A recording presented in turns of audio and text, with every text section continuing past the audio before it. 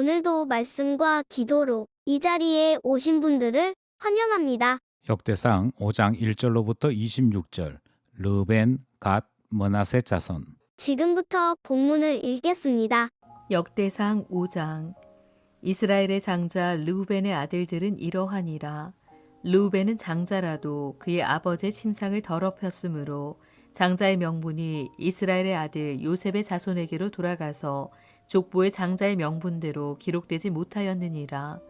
유다는 형제보다 뛰어나고 주권자가 유다에게서 났으나 장자의 명분은 요셉에게 있으니라. 이스라엘의 장자 르우벤의 아들들은 하녹과 발루와 헤스론과 갈미요. 요엘의 아들은 스마야요. 그의 아들은 고기요. 그의 아들은 시므이요. 그의 아들은 미가요. 그의 아들은 르아야요. 그의 아들은 바알이요. 그의 아들은 브에라이니.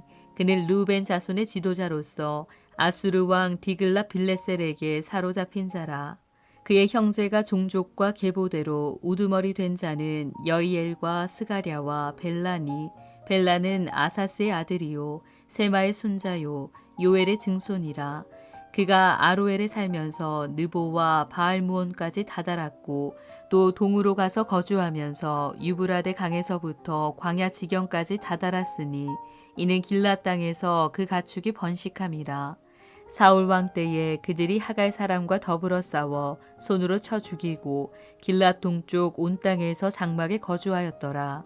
갓자손은 르우벤 사람을 마주 대하여 바산 땅에 거주하면서 살르가까지 다다랐으니 우두머리는 요엘이요 다음은 사밤이요 또 야네와 바산에 산 사밧이요. 그 조상의 가문의 형제들은 미가엘과 무술람과 세바와 요레와 야간과 시아와 에벨 7명이니 이는 다 아비하일의 아들들이라. 아비하일은 후리의 아들이요 야루아의 손자요 길르앗의 증손이요 미가엘의 현손이요 여시세의 5대손이요 야도의 6대손이요 부스의 7대손이며 또 구니의 손자 압디엘의 아들 아히가 우두머리가 되었고 그들이 바산 길르앗과 그 마을과 사론의 모든 들에 거주하여 그 사방 변두리에 다다랐더라. 이상은 유다 왕 요담 때와 이스라엘 왕 여로보암 때에 족보에 기록되었더라. 르우벤 자손과 갓사람과 므낫세 반지파에서 나가 싸울 만한 용사 곧 능히 방패와 칼을 들며 활을 당겨 싸움에 익숙한 자는 44,760명이라. 그들이 하갈 사람과 여드루와 나비스와 노답과 싸우는 중에 도우심을 입었으므로 하갈 사람과 그들과 함께 있는 자들이 다 그들의 손에 패하였으니 이는 그들이 싸울 때에 하나님께 의뢰하고 부르짖음으로 하나님이 그들에게 응답하셨음이라. 그들이 대적의 짐승 곧 낙타 5만 마리와 양 25만 마리와 나귀 2천 마리를 빼앗으며 사람 10만 명을 사로잡았고 죽임을 당한 자가 많았으니 이 싸움이 하나님께로 말미암았음이라. 그들이 그들의 땅에 거주하여 사로잡힐 때까지 이르렀더라. 므낫세 반지파 자손들이 그 땅에 거주하면서 그들이 번성하여 바산에서부터 바알 헤르몬과 스닐과 헤르몬 산까지 다다랐으며 그들의 족장은 에벨과 이시와 엘리엘과 아스리엘과 예레미야와 호다위야와 야디엘이며 다 용감하고 유명한 족장이었더라. 그들이 그들의 조상들의 하나님께 범죄하여 하나님이 그들 앞에서 멸하신 그 땅 백성의 신들을 가늠하듯 섬긴지라. 그러므로 이스라엘 하나님이 아수르 왕 불의 마음을 일으키시며 아수르 왕 디글라 빌레셀의 마음을 일으키시매 곧 르우벤과 갓과 므낫세 반지파를 사로잡아 할라와 하볼과 하라와 고산 강가에 옮긴지라. 그들이 오늘까지 거기에 있으니라. 본문의 중심 메시지입니다. 요단 동편 지역에 속한 지파들의 이야기입니다. 요단 동편 지역은 갈릴리 납달리 지역과 함께 제일 먼저 외적과 맞서는 국경 지역이지요.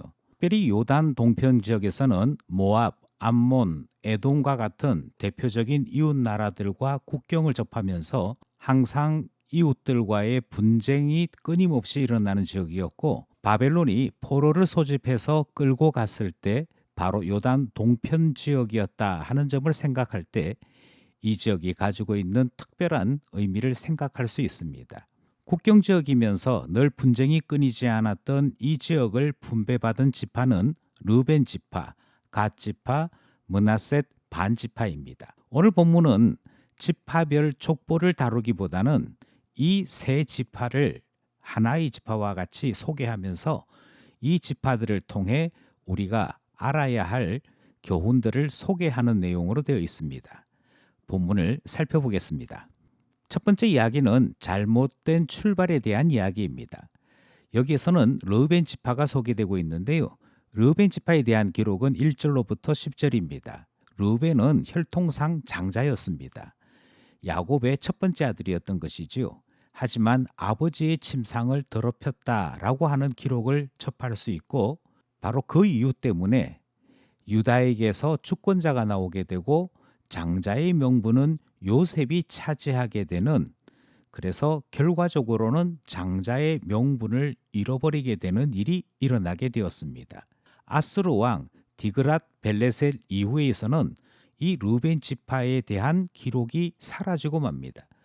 모세 때에 르벤, 갓, 므낫셋 반 지파는 땅을 분배할 때 요단강 동편에서 먼저 자기 자신들부터 땅을 분배할 것을 요구하게 되지요. 요단강을 건너가서 서편에 이르러 가나안 땅을 다 정복하고 난 다음에 땅을 분배해야 되는데 이 세 지파는 요단강 동편에서, 그러니까 요단강 건너기 전에 먼저 땅을 요구하게 됩니다. 이 땅을 먼저 차지한다 하는 점에서는 편했을지 모릅니다. 하지만 그들이 차지했던 요단강 동편 지역은 길르앗 동쪽, 그리고 아라비아 사막 지역, 조금 더 멀리 나가서는 갈대아 지역이라고 하는 전체 지역을 맞상대해야 되는 지역이었더랬습니다. 그것을 생각지 아니했고 이 지파들은 먼저 땅을 차지하고 그들의 가족들을 정착시키고자 하는 이 생각 때문에 이 지역을 먼저 요구했던 것이지요.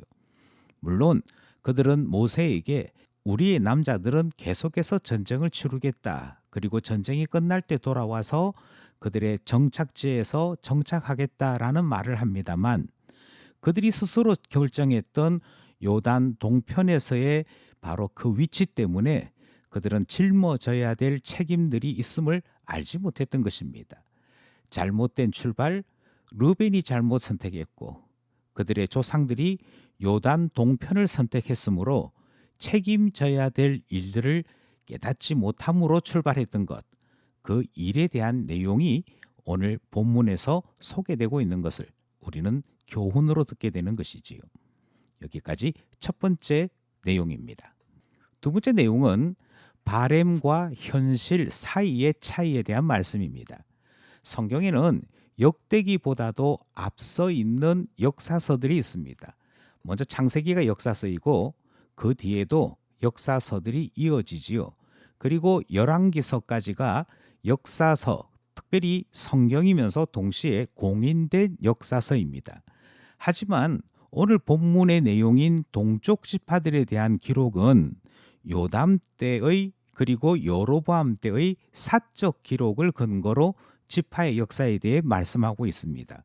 그러니까 성경 역사라기보다는 이때 있었던 이런 기록도 있고 저런 기록도 있는데 그 기록을 비추어서 이런 것도 설명할 수 있어 라고 말하고 있다 하는 것이지요.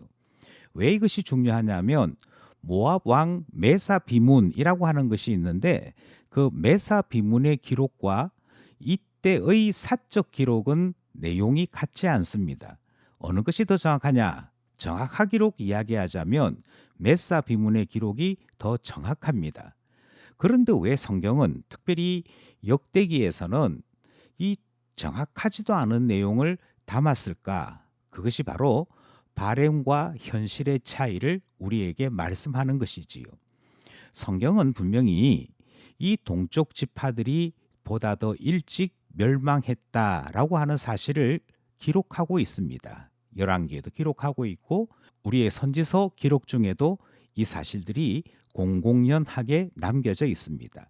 그럼에도 불구하고 왜 역대기는 사적 기록까지 동원하면서 마치 보다 더 길게 남겨져 있고 보다 더 많은 전쟁에서 승리한 것처럼 우리에게 말씀하고 있느냐면 하나님께서 이들을 동쪽 지역에 남겨두신 이유가 바로 이와 같이 이 전쟁을 감당하라고 남겨두신 것이었다.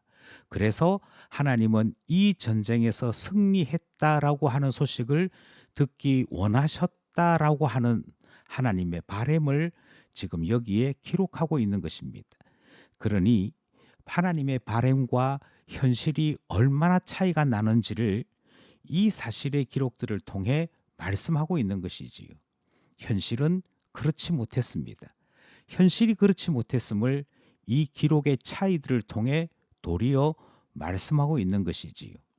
마지막 이야기는 신앙과 현실은 언제나 함께 간다 하는 말씀입니다. 이 마지막 교훈이 가장 중요한 교훈이지요.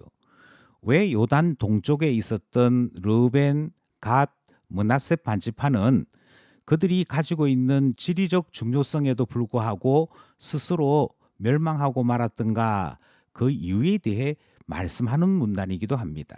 요단 동편 지파들이 승리했던 일이 있습니다. 그리고 본문은 그때의 일을 기록합니다. 그러면서 그들이 승리했을 때 요인이 무엇이었느냐 기록하기를 그때는 하나님을 의뢰하고 부르짖음으로 하나님이 그들에게 응답하셨다라고 승리의 원인을 기록하고 있습니다. 그러니까 신앙이 현실을 만들어내었을 때였다라고 설명하는 것이지요. 반면에 그들의 신앙이 변질되었을 때가 있다고 말씀합니다. 그들이 그 땅 백성들의 신을 섬기고 간음하듯이 하나님을 버릴 때가 있었다. 바로 그때 그들은 아무리 용감한 족장이 있었다 할지라도 수치를 당하고 패망을 당했으며 심지어 오늘날까지 그들은 포로에서 돌아오지 못한 채 거기에 있다. 그러니까 회복되지 못한 포로로 남겨져 있더라 하는 기록을 우리에게 전하고 있는 것입니다. 결국 신앙과 현실은 함께 가더라 하는 것을 우리에게 가르치고 있는 것이지요. 신앙이 현실을 만든다 하는 것도 우리에게 가르치고 있는 것입니다. 이것이 분명한 것은 요단 동편 세 지파가 보여주는 분명한 사실이더라. 이 사실을 오늘 본문 역대상 5장이 말씀하고 있는 것입니다. 오늘도 말씀과 기도로 하나님과 함께하는 신앙생활, 하나님으로 말미암아 승리하는 하루하루를 살아가는 우리 모두 되기를 간절히 소원합니다.